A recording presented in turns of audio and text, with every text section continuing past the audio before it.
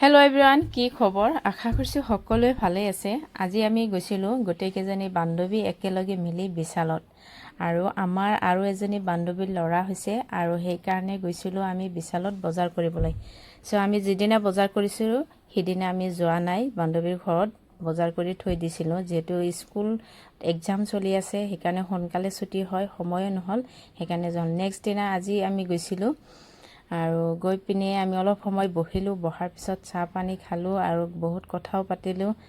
আৰু আমি যেতিয়াই বান্ধৱীৰ ঘৰত যাওঁ, এজন দুজন নাযাওঁ, গোটেইকেইজনী মিলি তাৰপিছত যাওঁ। আৰু বাবুটো ডাঙৰ হৈছে, 4-5 মাহ হৈছে, যিহেতু আমি যাম বুলি যোৱাই নহয়, আৰু একজনৰ সময় হ'লে আৰু একজনৰ সময় নহয়, এনেকৈ যোৱাই নহয়। আৰু বাবুটো চাইছেনে কিমান কিউট আৰু ইমান ধুনীয়া বাবুটো।